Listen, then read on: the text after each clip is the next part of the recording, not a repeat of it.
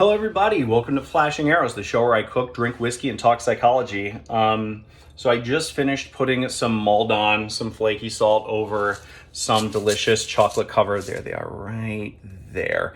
Chocolate covered nuts. It's a great work snack, and I'd rather do it myself instead of go get them at a store.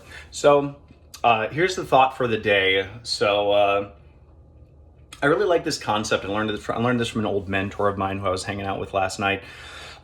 Is it when you're thinking about quitting things or when you're thinking about starting things, new relationships, new jobs, whatever, is it hard because it's new or is it hard because something's wrong?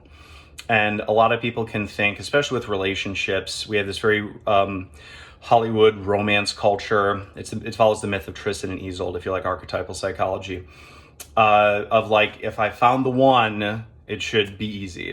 We should just jump right in. But in all the Hollywood movies, they never show people getting in fights about, the garbage or the late nights with the babies and all the things that are challenging and confusing in relationships. But so a lot of people think that if it's not easy, or if it doesn't snap right into place, something must be wrong. But a lot of the times it's just something new. And you have to really sit with that. You have to really wrestle with that. The analogy I always use is like if you're going to try and put a vineyard up, grow grapes in like Alaska in the middle of the tundra, you would have to do so much work to contain heat and light, and all this extra mechanisms and machinery would have to be involved. Just go move it to Napa.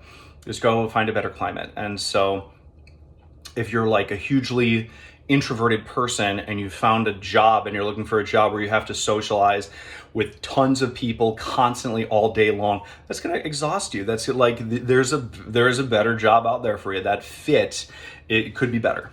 And so, but when you think about relationships, it's takes work to get to know somebody new and all their habits and how to learn and develop the skills on how to relate more efficiently.